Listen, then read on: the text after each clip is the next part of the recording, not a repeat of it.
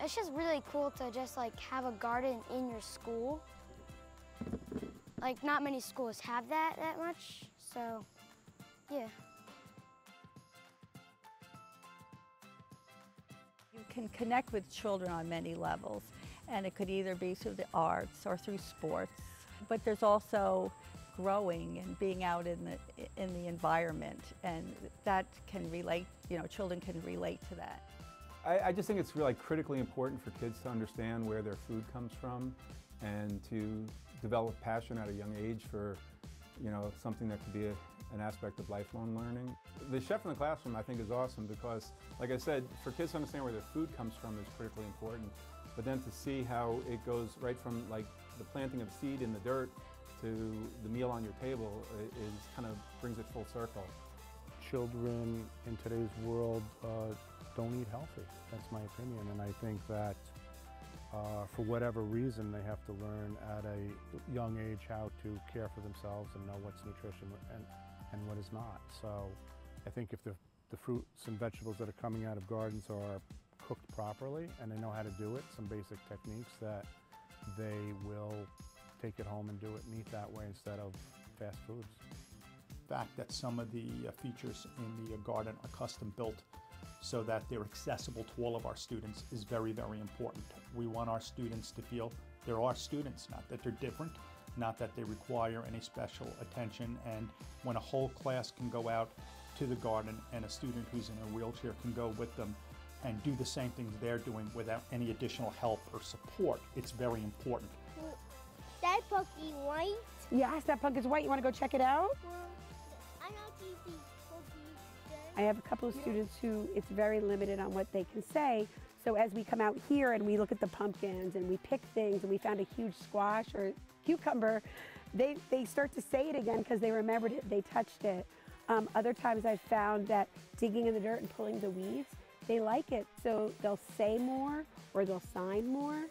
And it just seems to be that brings something out of them, that they're relaxed and they're calm. It's important for me to have the students have the experience of the farm-to-table ideology to really get an understanding of the importance of gardening, not just for the nutritious food that comes from it, but also the way in which people can use it for de-stressors, to relax, and for artistic purposes. The Yoga for Classrooms program was started here in 2014. It started in one classroom and it has expanded with the help of Sullivan Renaissance and Cornell Cooperative Extension. We were able to bring additional training to our staff here at the school, where the program has now grown as a school-wide initiative with helping with our students with self-regulation, and to help with decrease behaviors and increase learning within the classrooms. Some of the things that we do, with my kindergarten class, we were talking about butterflies and pollinators. So we came out here and we watched, we read a book about bees and we saw some of the things to look for. And the kids came out and they observed bees and they were able to see the pollen sacs that they had. So it was really nice for them to see up front how it happened. And then we were able to talk about why flowers are planted in a vegetable garden, and the idea is that it draws the pollinators in so that they can pollinate the plants so that we get the vegetables. So we were able to evolve that conversation into growing vegetables and seeds. Hands-on learning is so important for all of our students. It reaches a lot of our kinesthetic learners, as well as students who can't sit as long as others. A lot of students need to just be able to get up and move in order to continue learning.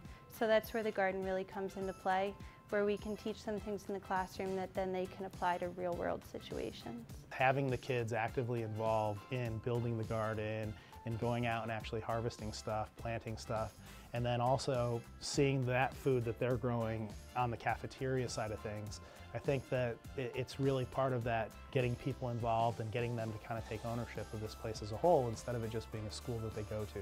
As a nutritionist and farmer, I think it's important to continue this program to expose children to where their food comes from.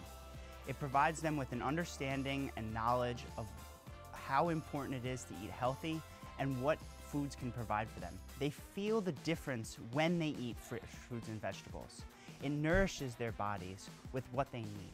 I find it very important for our project together with Catskill Mountainkeeper and Sullivan Renaissance and Cornell Cooperative Extension with the school gardens.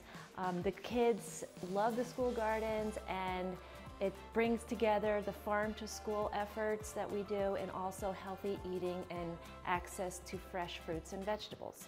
This whole opportunity to work in the garden has made me better as a teacher, because I've gotten outside of my comfort zone of just teaching art. It's given me an opportunity to really work with other people and continue to educate myself in gardening and farming, and I'm able to share those experiences with the students too. I think it's great too, because they know I'm kind of learning as I go as well, and the kids appreciate that because we're learning together.